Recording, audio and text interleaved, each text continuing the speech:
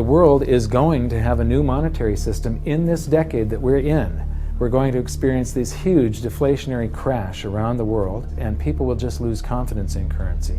And what do they always go back to throughout history? Time after time, for the last 5,000 years actually, they always go back to gold and silver.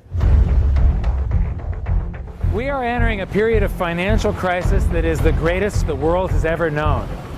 The wealth transfer that will take place during this decade is the greatest wealth transfer in history. Wealth is never destroyed, it is merely transferred, and that means that on the opposite side of every crisis there is an opportunity. The great news is that all you have to do to turn this crisis into your great opportunity is to educate yourself. I believe that the best investment that you can make in your lifetime is your own education. Education on the history of money, education on finance, education on how the global economy works, education on how all of these guys, the central bankers, the stock market, how they can cheat you, how they can scam you. If you learn what is going on and how the financial world works, you can put yourself on the correct side of this wealth transfer.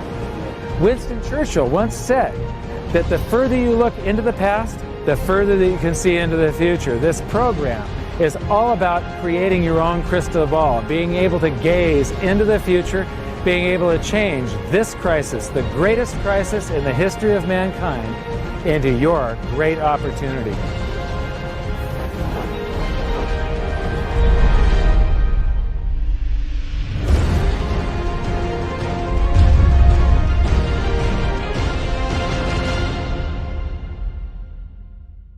So it all started back in 1999 when my sister and I hired a financial planner to help my mother with her assets, and we gave him control of the family's assets, and in the next year and a half he lost 50% of what she had. You know, he would come to us every 6 months, we'd have a meeting, and he'd have this smile on his face, just ear to ear smile, going, "We did really well. The S&P lost 24% and you only lost 18."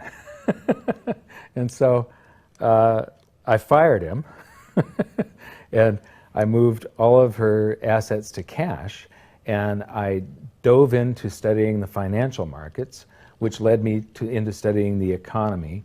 And when you start reading about the global economy, the people that are concerned with trade deficits and budget deficits, it's the hard money advocates, the gold community.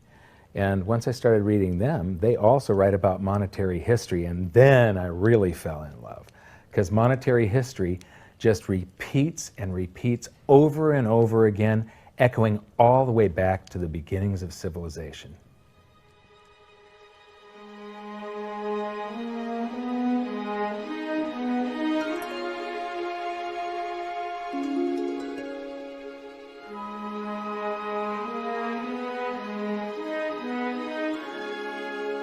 Gold and silver have been the predominant currencies for about 5,000 years, but it wasn't until somewhere between 680 BC and 630 BC that they became money.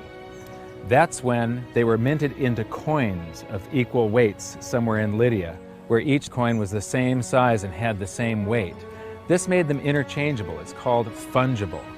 At that point, they became useful as a unit of account, a measurement. You could price a good or a service in those gold or silver coins in a certain number of them. And it was always the same for anybody whenever they were buying that good or service. But it wasn't until they made their way to the world's first free market society, the prototype of democracy, the cradle of civilization, Athens, that they exploded in use. Suddenly, money found its natural home, the free markets. Athens was the first society to have a working tax system and free markets. This enabled them to rise to the pinnacle of civilization. Their prosperity allowed them to create great works of art and achieve a level of architecture and engineering that the world had not yet seen. Here we are 2,500 years later, and people are still in awe of their achievements.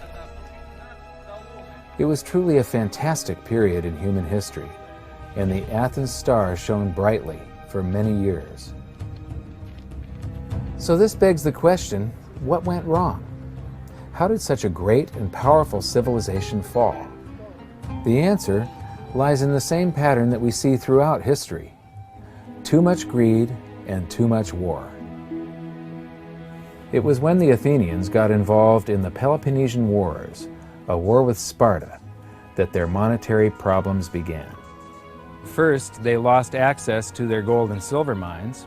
They were also paying armies that were on foot, and they were miles and miles away from Athens. So as they pay their armies to buy goods and services from the local populations, a deflation occurs in Athens because they're sending all of their coinage out of the city.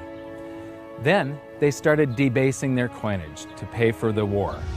If you take in 1,000 coins in taxes, and then you melt those down, those gold coins, and you mix 50% copper into your gold, now you can mint 2,000 coins. So if you take in only 1,000 coins, but you spend 2,000 coins, what is that called? That is deficit spending. Athens began to do that during this war with Sparta. They also had these great public works, which were very expensive, and they finished the Temple of Athena Nike during the truce in the middle. There was a 6-year truce in the middle of this 27-year war. So they didn't stop their great public works and allow their market economy to heal from the expense of this war. As they debased their coinage, people would take the new debased coins at face value at first, until there were a whole bunch of those.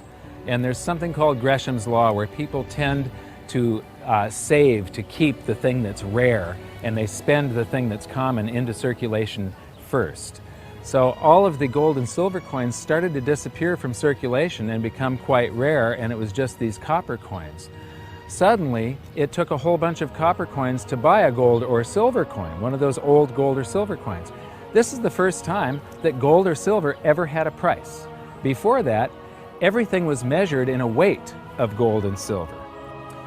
So a large factor in Athens' downfall was the expense of war, the expansion of empire, the debasement of their currency, the eventual inflation that was caused. You know, they minted these coins until they became nothing but flecks of copper. This was actually the world's first hyperinflation. And what it did was it financially debilitated Athens to the point where in 404 BC they surrendered to Sparta. And eventually they became nothing but a satellite of Rome. The thing that amazes me is how history just keeps on repeating and repeating and repeating, and we never learn from all of our stupid mistakes. We just repeat the same stupid mistakes over and over and over again. Today, we are doing the same thing that the Athenians did that caused the loss of their great culture. We're doing the same currency debasement. We're doing the same deficit spending, and it's for the same reasons. It's for war, and it's for great public works. The interesting thing about the Peloponnesian War was how it started. I would say one of the interesting parallels is that it started really with Athens at its height and with a level of hubris that set them down the road towards ruin. Perhaps they felt that they were, superior, couldn't make a mistake, exactly. They knew better. Exactly, and they ended up destroying their society as a result. It's a road that we're going down today, right? I think absolutely. Yeah. There was a play written shortly after the Peloponnesian Wars about the worthlessness of the copper flecks that were their coinage at the time. So we go from gold and silver, very high value money, to a currency that has a face value. And it's the first example that I can find in history where a war and great public works were being funded through deficit spending. What you've just seen is the first recorded example of one of the most predictable hidden secrets of money, the 7 stages of empire. It's a long-term cycle that echoes throughout history right to this very day and is basically a societal pendulum that swings from quality money to quantity currency and back again to quality money. It always plays out in 7 stages. It always ends with gold delivering a knockout blow to debased currencies. And it goes like this. Stage 1. A country starts out with good money, which is either gold or silver, or it's backed by gold or silver. Stage 2. As it develops economically and socially, it begins to take on more and more economic burdens, adding layer upon layer of public works. Stage 3. As its economic affluence grows, so does its political influence, and it increases expenditures to fund a massive military. Stage 4. Eventually, it puts its military to use, and expenditures explode. Stage 5. To fund the war, it steals the wealth of its people by debasing their coinage with base metals, or by replacing their money with currency that can be created in unlimited quantities. Stage 6.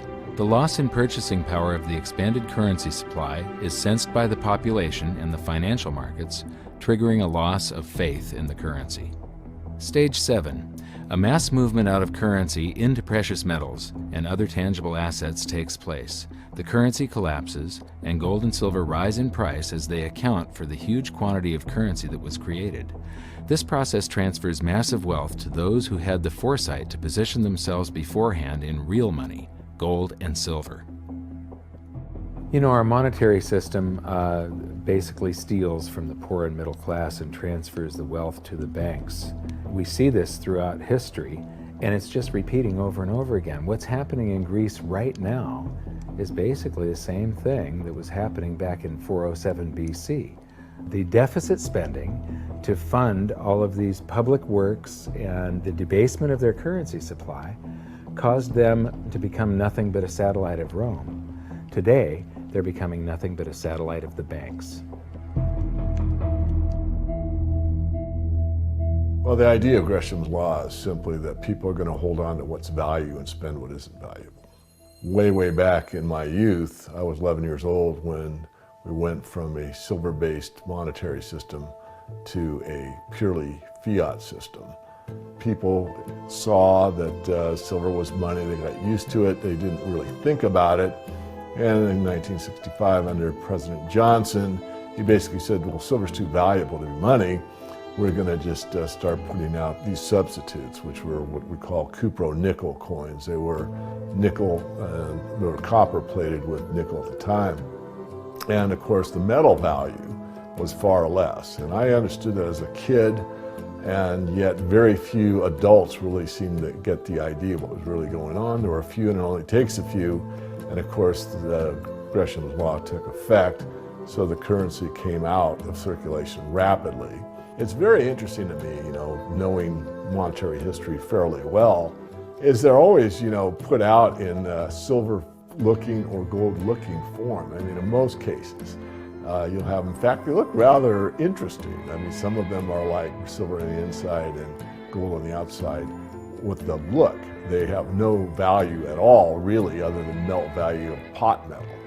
To me, it's sort of at a subconscious level. Why are they making them gold-colored? Why are they making them silver-colored? I think there's an inherent knowledge in the human species that knows that gold and silver have value.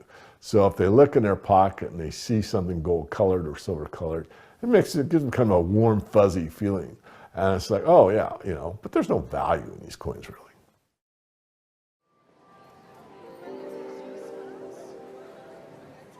The next question is, how does this affect you? My next stop was in London, where I'd been asked to give a presentation to a group of businessmen.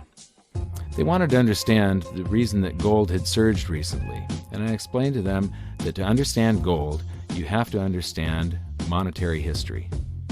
Once you see where we've come from, you can get a much clearer understanding of how the 7 stages of empire are playing out right now.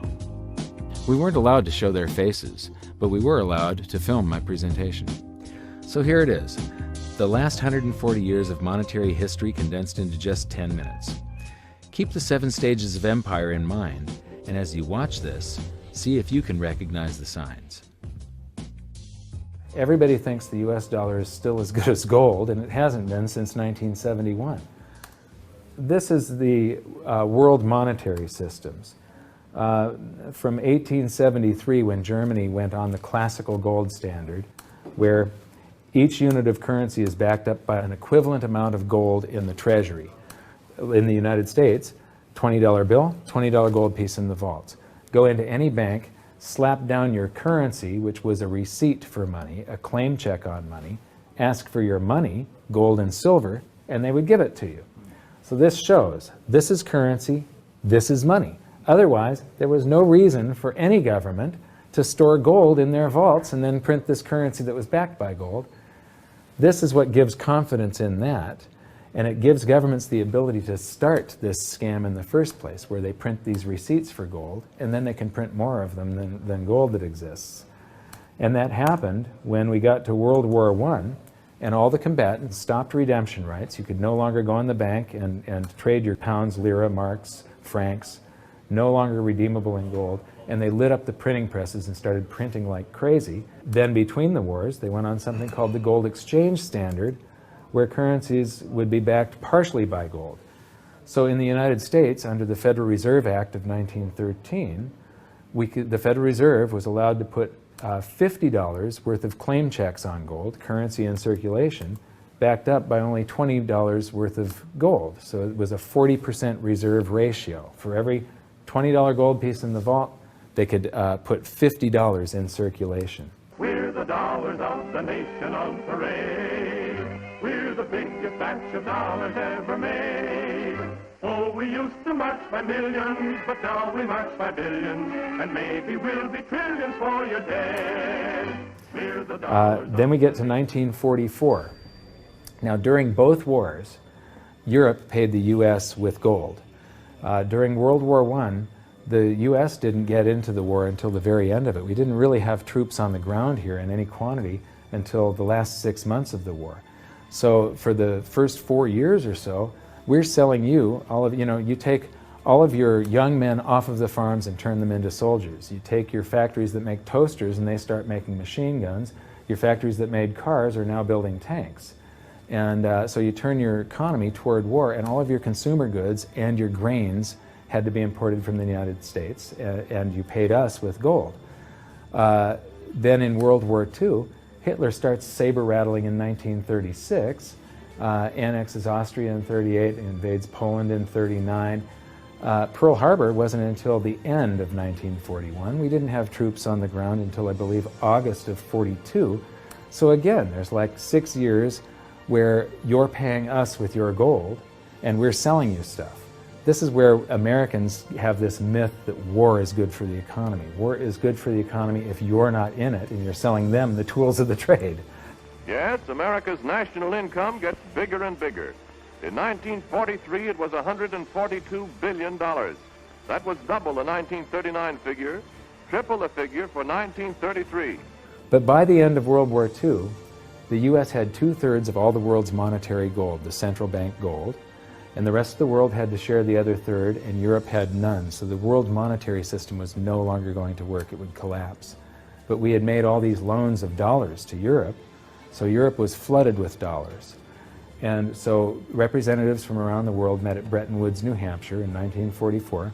They came up with a new world monetary system called the Bretton Woods system, where every currency on the planet, with the exception of just a few, they would be backed by the US dollar, and the US dollar would then be backed by gold at $35 per ounce. This gave confidence to all currencies.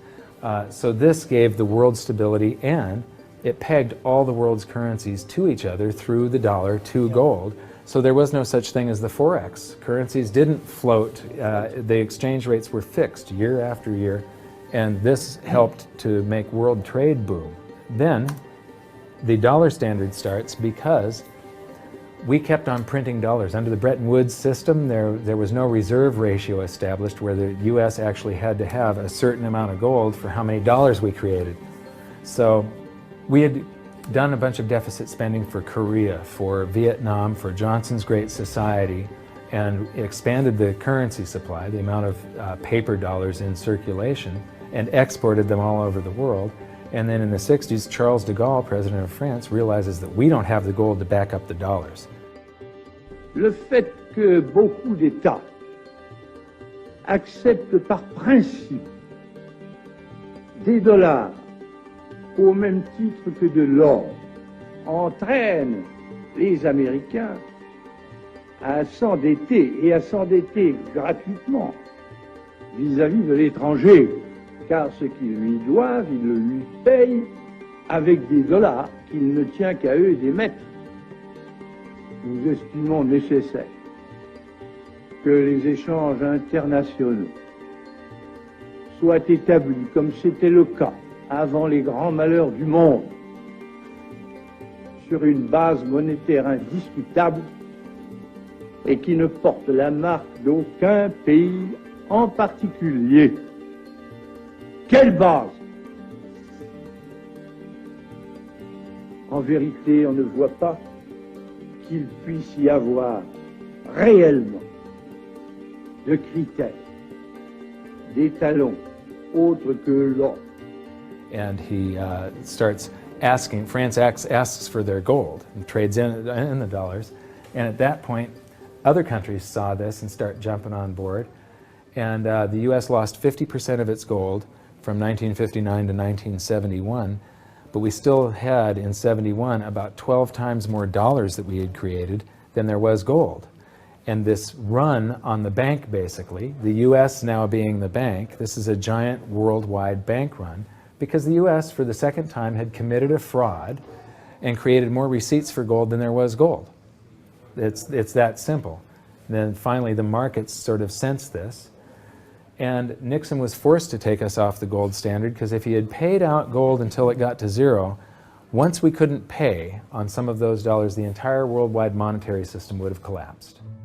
I have directed Secretary Connally to suspend temporarily the convertibility of the dollar into gold or other reserve assets, except in amounts and conditions determined to be in the interest of monetary stability and in the best interest of the United States.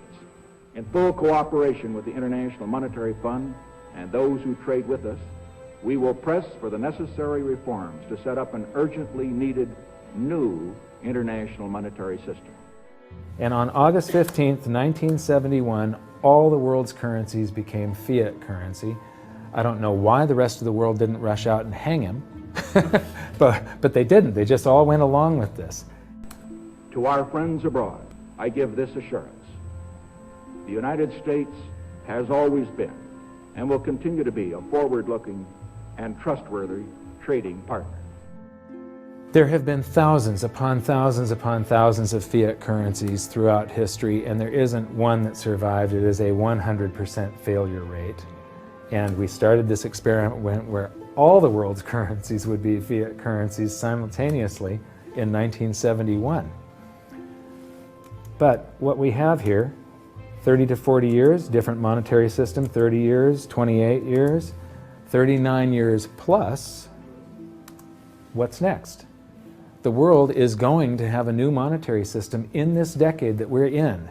We're going to experience this huge deflationary crash around the world.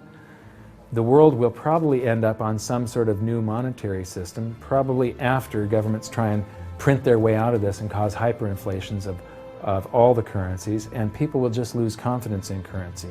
And what do they always go back to throughout history? Time after time, for the last 5,000 years actually, they always go back to gold and silver. In a world of floating currencies, and that's what all national currencies are today, they bob up and down relative to each other, but they're all sinking relative to gold. That includes the dollar as well as the euro and the British pound and all the others. They're going to continue to lose value, continue to lose purchasing power. Personally, I don't think there's any way of avoiding what is coming. There's no way to fix it right now. There's only a way to either let it wipe you out or to benefit from it. And I want to make sure that it's not just a few of the big investors in the world that are ending up with all the cookies. I want to make sure that there's as many small investors as possible that are benefiting from it, because that's what makes society run. Middle class, small investor.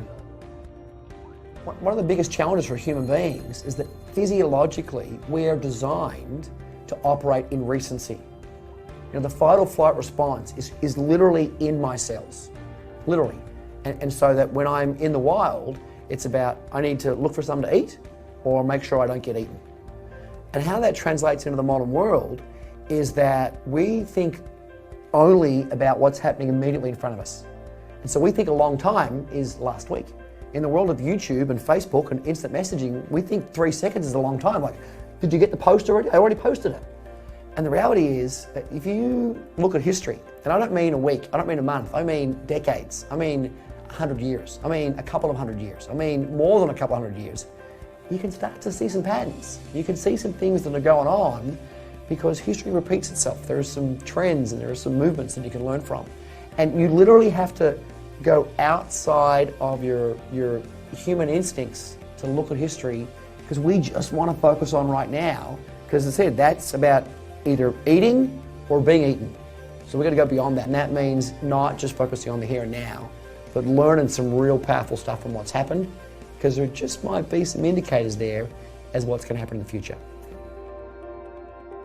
Now, the 7 stages of empire, just as a reminder, started with sound money, and then a country adds layers of public works and social programs, and then develops a massive military, and then puts that military to use, and to pay for the war, it debases its currency supply, which causes a loss of faith in the currency, which then leads to a currency crisis, and gold does an accounting of the expansion of that fiat currency supply that happened over all those years of the first 5 stages. We are in the 6th and beginning the 7th stage. Gold started the accounting in the year 2001. It was $250 then, but we're still in the very early stages of this. Well, that's right. I think one of the problems with gold is people just don't understand it. I mean, for one thing, it's sort of been banished from the curriculum for 35 years. We have going on 2 generations of academics and scholars who have never studied gold. Unless you're a specialist in economic history, you can go back and look at it. Now, when I was in university and even when I was in graduate school in economics, we were still on the gold standard in some form. It was fairly attenuated, but when you studied the IMF and you looked at how they present the finances of a country and the breakdown of the reserves and you know, the capital accounts, gold was a line item in the capital account, and you had to understand how it, what role it played and how it you know, could equilibrate in terms of balance of trade. Well, that's gone. The IMF, you know, Nixon went off the gold standard in 1971, and bright young economic students just don't understand gold. They think it's a joke, or they think it's maybe a commodity trade or a momentum trade. They don't understand that it really is money par excellence. So now we've learned that money was born in roughly 630 BC when it became fungible. It was free markets and sound money that led to Athens' great prosperity.